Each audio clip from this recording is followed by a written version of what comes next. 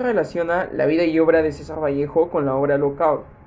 Nuestro más grande poeta, César Vallejo, por medio de esta obra, busca transmitir su más grande dolor causado por las injusticias sociales. Su precaria juventud motivaron en él su necesidad de luchar por la justicia. Es entonces que en esos años los medios populares eran el anarquismo y el socialismo. Sin embargo, es hasta 1928 cuando Vallejo decide involucrarse con la izquierda revolucionaria. Desde entonces, sus escritos y sus relatos se han basado en las problemáticas sociales. Tales tenemos, por ejemplo, Tungsteno, Paco Yunque, y se le añade Lockout, obra estructurada que fue puesta en escena hasta el próximo ciclo. Tenemos que el título Lockout es un término en inglés que quiere decir cierre de la fábrica, el cual se basa en una Francia que fue golpeada por el desempleo, la corrupción y por la violencia, todo esto antes de la crisis del año de 1929. Todos conocemos a nuestro más grande poeta y escritor peruano, a la vez también el que está en las más altas cumbres de la literatura peruana y a la vez también universal. Hablamos de César Vallejo, pero ¿alguna vez te has preguntado qué piensa César Vallejo sobre el cierre de la fábrica metalúrgica de Lockout? Si quieres resolver tus dudas, iniciemos. Santiago de Chuco es un pueblo ubicado en la Serranía de la Libertad. De aquí proviene el poeta César Abraham Vallejo Mendoza, quien nació el 16 de marzo de 1892. Francisco era un hombre que se caracterizaba por resolver los problemas que aparecían en el pueblo.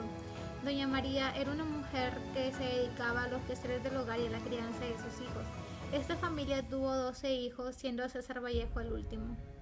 Tras una vida llena de sufrimiento en nuestro país, toma la decisión de ir al extranjero, y fue así como llegó a la ciudad de París, donde conoció a su esposa Georgette Philippard, quien residía en el edificio frente al suyo, y quien se convertiría uno de sus más grandes pilares en su vida.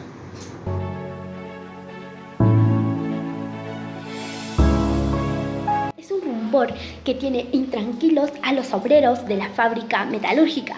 La crisis causó desempleo y cierre de fábricas, de varias fábricas. De pronto entra un vigilante acompañado de un obrero que tiene un letrero en la mano. Se confirma en la noticia, cierre de fábricas de Lockout. La mayoría de obreros ya no confían en el gobierno y organizan una reunión en el sindicato para protestar en el ministerio. El escándalo llamó la atención al director de fábricas y luego se va al taller a explicar la situación. Al retirarse, el obrero Raimundo incide a que los furiosos trabajadores tomen la acción. La novia de Raimundo se opone a que no participe, pero luego prefiere que no haya cierre de fábrica.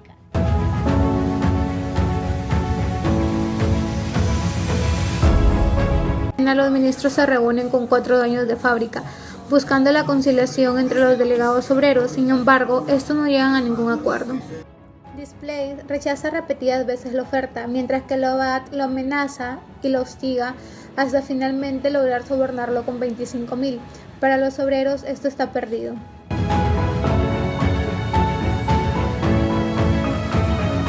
Anuncia el resultado de la entrevista de los delegados obreros con los patronos y el Ministerio de Trabajo.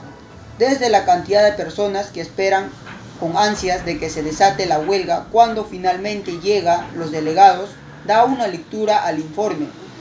Al ver que la entrevista ha fracasado con los representantes de las empresas, la masa exige por humanidad de que se decrete el inicio de la huelga al día siguiente.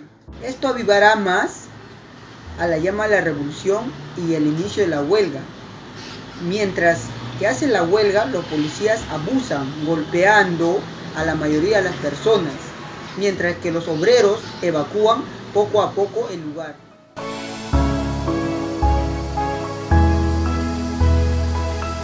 Se desata una violenta persecución de hombres metalúrgicos con la policía montada. La policía montada golpea y encarcela a los que están involucrados en eso. Próximamente su pareja de Raimundo pide que no esté ahí, que abandone la huelga, porque piensa que es muy peligroso. Sin embargo, se niega rotundamente a abandonar la huelga. Próximamente también la novia de Raimundo muere al ser atravesada por una bala, y su mamá de Raimundo muere al socorrer a su esposa de Raimundo.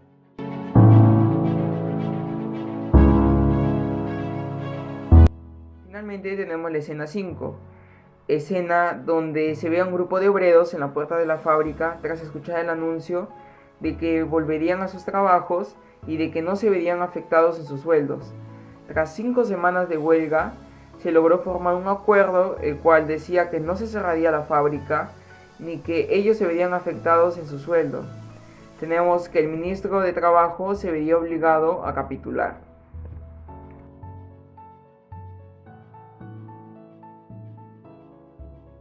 Lo que trata Vallejo plasmar en esta obra teatral es el maltrato que daba una Francia golpeada por el desempleo, por la violencia, por la corrupción ante la crisis del año de 1929.